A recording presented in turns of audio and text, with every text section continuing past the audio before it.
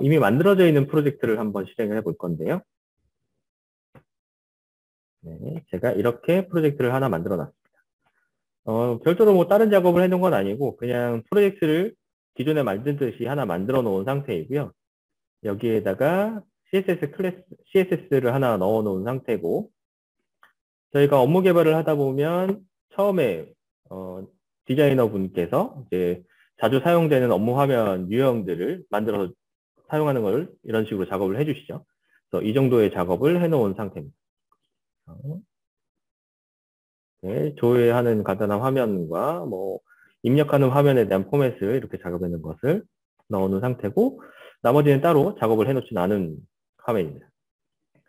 그러면 여기다가 이제 공통 기능, Q코드를 사용할 수 있는 기능을 여기다 추가하는 작업을 한번 해볼 건데요.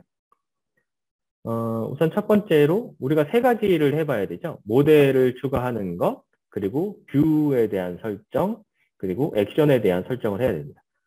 우선은 모델에 대한 설정을 먼저 해볼 건데요. 모델은 저희가 서비스 쪽에서 관리를 합니다. 서비스 안에다가 폴더를 하나 만들어서 사용을 할 거고요. 타입키페이션의 서비스 쪽을 눌러보시면 쭉 추가할 때 다른 게 아니라 맨 마지막에 보시면 모델을 선택할 수 있습니다. 모델을 선택하고요. 그리고 해당하는 모델을 저장할 경로를 하나 만들어야 되겠죠. 나는 폴더를 하나 만들도록 하겠습니다.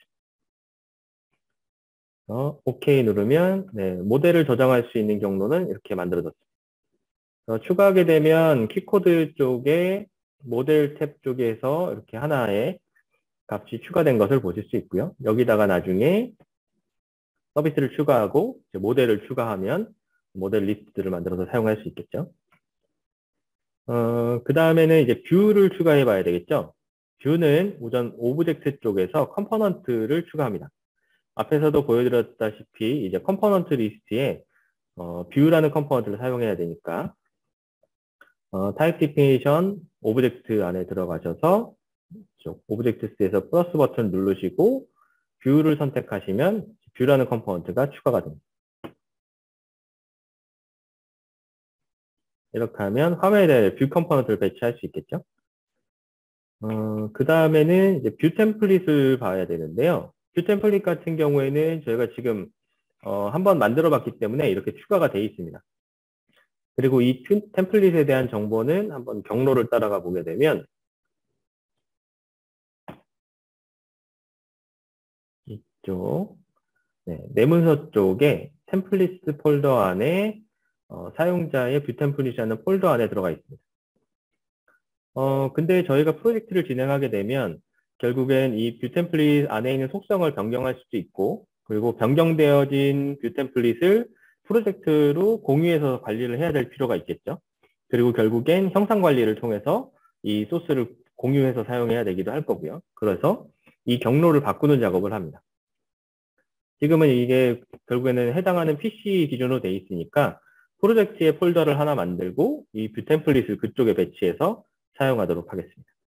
그러기 위해서 서비스에다가 뷰 템플릿을 저장할 경로를 하나 만드는데 따로 프로젝트 안에서 파일로만 관리를 하면 됩니다.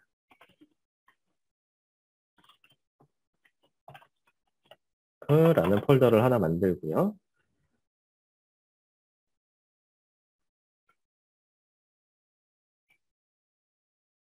이 폴더 안에 가서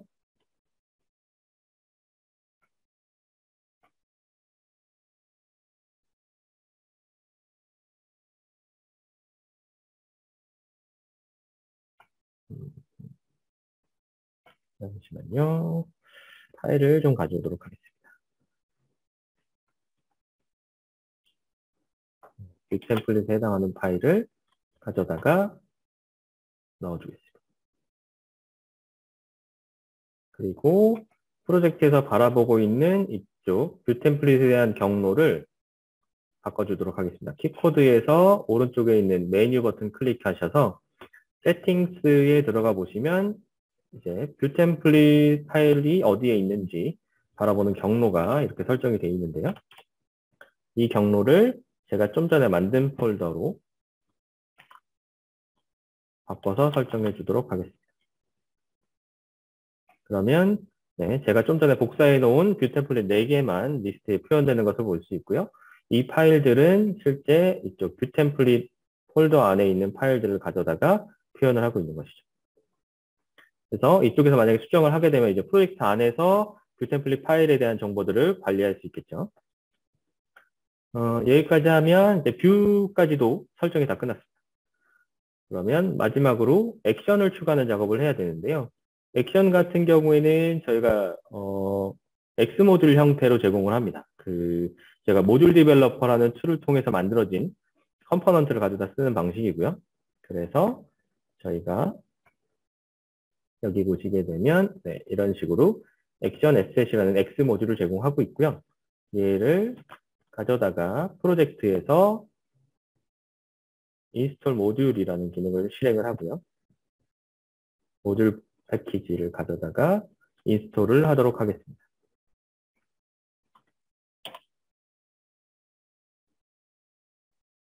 그러면 그 안에 메시지 액션과 팝업 액션, 트랜잭션 액션 세 가지 액션이 들어있고요. 넥스트하고 인스톨 하게 되면 현재 만들고 있는 프로젝트에 3개의 액션이 추가가 됐습니다. 피니시 하게 되면 이제 컴포넌트를 추가를 한 거기 때문에 프로젝트를 한번 다시 리로드하는 작업을 합니다.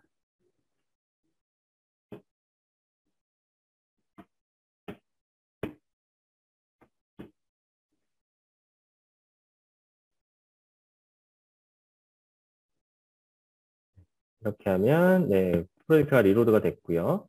그러면 네, 액션 탭에 보시게 되면 트랜지션 액션과 팝업 액션, 메시지 액션 이 세 가지의 액션이 추가된 것을 볼 수 있습니다. 이렇게 하면 앞에서 처음에 신규 프로젝트를 만들었을 때 작업을 했었던 것처럼 똑같은 환경이 구성된 겁니다. 그래서 다시 한번 말씀드리게 되면 타입 디피니션 쪽에 서비스 쪽에서 네, 모델을 추가했고요. 그리고 뷰 템플릿을 별도의 이쪽 프로젝트에서 관리하기 위해서 뷰 템플릿에 대한 경로를 추가해 놓은 상태고요. 그리고 오브젝트에서 보시게 되면 네, 이쪽에 뷰 컴포넌트를 추가했고 그리고 인스톨 모듈로 액션에 대한 3개가 추가된 것을 확인할 수 있습니다. 그리고 뷰 템플릿을 프로젝트 관리하는 것을 설정하는 걸 다시 보기 위해서 세팅스에서 뷰 템플릿의 경로를 프로젝트에 맞춰서 설정하는 작업을 했습니다.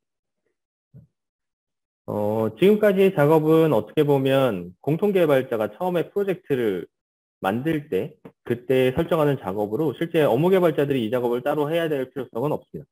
만약에 필요하다고 하면 이제 이 키코드에 대한 경로를 맞춰주는 작업 정도만 하면 되고요. 나머지는 공통 개발자분이 처음에 프로젝트를 만드실 때 이런 설정 작업을 해주시게 되면 처음에 한 번만 하게 되면 하는 작업이니까 그렇게 크게 고민하지 않으셔도 될 것 같습니다. 이렇게 하게 되면 네, 프로젝트의 기능들까지 다 추가됐고요. 한번 추가된 기능들이 정상적으로 동작하는지도 한번 화면을 만들어 보도록 하겠습니다.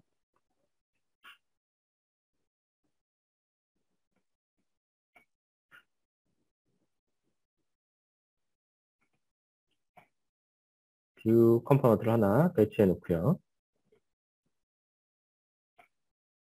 그리고 모델도 하나 만들어 볼 필요가 있겠네요.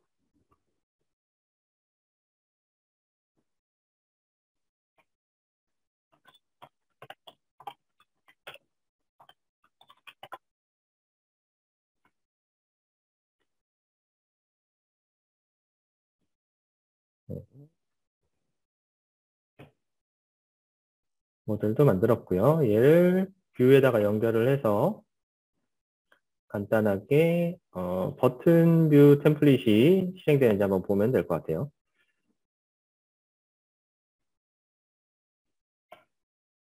그러면 네, 이렇게 버튼도 추가가 됐고요.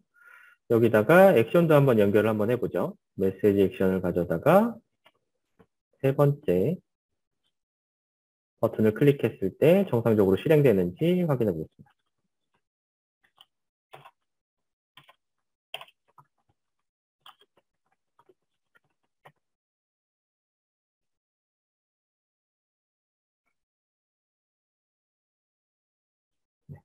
하면 네, 액션도 추가가 된 걸 볼 수 있고요. 화면을 실행해서 액션까지 정상적으로 실행됐는지 한번 확인해 보도록 하겠습니다.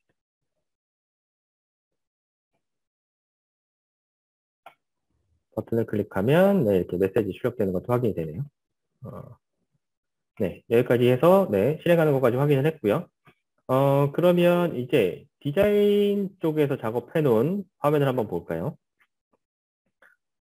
보신 것처럼 이렇게 간격을 지금 설정해 놨고요. 뭐 좌우측 상단에 10픽셀에 대한 간격을 설정해 놨고요. 그리고 컴포넌트 사이의 간격은 5픽셀 정도로 작업을 해 놨습니다.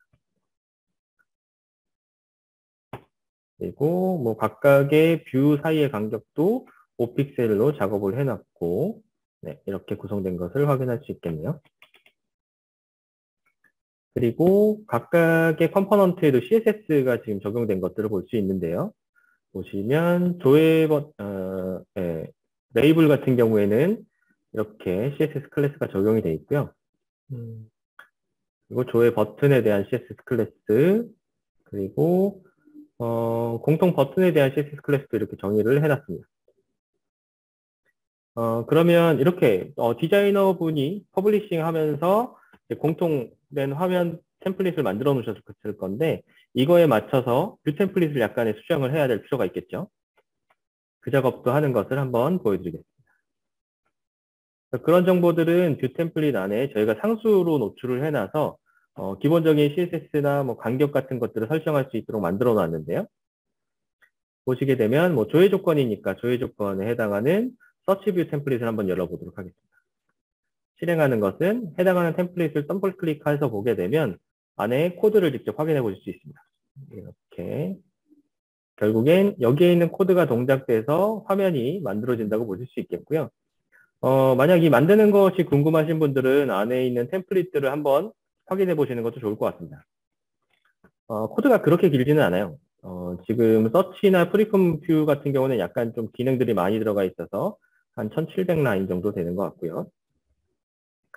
주석들 빼고 나면 사실 기능들은 그렇게 많지는 않아요. 다시 그 기본 설정 디폴트 값에 대한 것으로 넘어가면 해당하는 파일 상단 쪽에 사용되는 상수들을 설정하는 부분이 이렇게 작성이 되어 있습니다. 보시게 되면 뭐 컴포넌트를 생성할 때 쓸 디폴트 위드 헤이트 값을 설정하는 부분이고요. 레이블에 대한 설정 값, 그리고 뭐 조회 버튼에 대한 위드 헤이트 값을 기본 값으로 설정하는 것이 들어가 있고요. 그리고 컴포넌트가 표현될 때 각각 영역에 맞는 패딩 값, 사이의 간격 값이 되겠죠. 그런 간격 값에 대한 설정들, 그리고 조회 버튼에 표현할 텍스트, 조회 버튼이 생성될 때 지금 구성되어 있는 거는 뭐 화면 만들어질 때 하단에 표현되게끔 설정이 되어 있는 게 있고요. 아니면 중간이나 상단에 아니면 해당하는 영역에 꽉 차서 표현되게끔 하는 그런 설정들이 있습니다. 그래서 그런 조회 버튼의 위치에 대한 설정을 하는 것들, 그리고 컴포넌트 생성할 때 기본적인 컴포넌트를 어떤 걸로 사용할 건지, 아무래도 에디트가 많이 사용되니까 에디트로 설정해 놓은 거고요. 뭐 컴포넌트에 대한 간격이나 레이블을 만들 때의 기본적인 사이즈 간격들이 들어가 있습니다. 그리고 레이블에 대한 기본 CSS 클래스나 조회 버튼에 대한 CSS 클래스가 들어가 있고요. 그리고 조회 영역 배경으로 대부분 이제 조회 영역을 만들 때 배경에다가 스태틱 하나를 깔아서 영역을 구분해서 사용을 하니까 그것을 표현하기 위한 배경 스태틱에 대한 CSS 클래스도 이쪽에 정의가 되어 있습니다. 이 각각의 값들을 적용하게 되면 나중에 뷰 템플릿을 사용할 때 디폴트 값으로 적용이 되기 때문에 그거에 맞춰서 화면이 자동으로 만들어지게끔 된다고 보시면 될 것 같습니다. 뭐 간단하게 여기에 있는 값을 하나 바꿔볼까요? 필드의 디폴트 위드 값이 지금 110으로 되어 있는데 얘를 좀 줄여서 80으로 한번 줄여보도록 하겠습니다.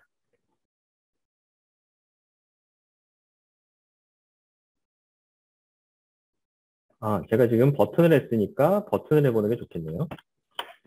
다시 가서 버튼 뷰 템플릿 한번 열어볼게요.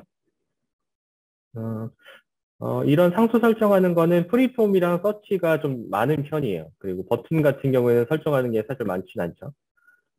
기본적으로 되어 있는 거는 이렇게 되어 있으실 거고요. 버튼을 만들 때에 대한 위드헤이트 값이나 뭐 컴파운드 사이즈 간격들이 들어가 있는 것을 볼 수 있습니다.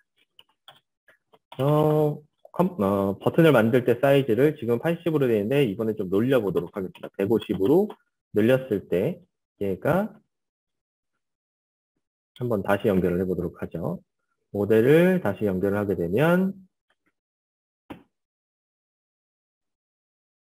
이렇게 미리 보기에서도 변경된 걸 확인해 보실 수 있고요. 지금 값은 이미 한번 설정했기 때문에 밖에서 들어가 있네요. 그래서 이렇게 150으로 디폴트 값이 들어가는 것을 볼 수 있습니다. 피니시하면 컴파운드 사이즈도 이렇게 변경돼서 표현되는 것을 볼 수 있죠. 이렇게 공통 작업을 할 때에는 앞에서 말씀드렸던 그 설정 정보를 하는 것과 그리고 프로젝트에 맞는 상수 설정을 조금 바꾸는 것 정도 수준을 하게 되면 프로젝트에 맞춰서 디자인이라던가 컴포트 간격, 사이즈 등을 조절해서 사용하는 것이 가능하다고 할 수 있겠습니다. 이렇게 설정을 하게 되면 이제 프로젝트에서 업무 화면을 만들 준비는 이제 다 된 거라고 보실 수 있겠고요. 여기다가 이제 다음 시간에서는 실제 업무 화면을 만드는 것을 해서 보여드리도록 하겠습니다.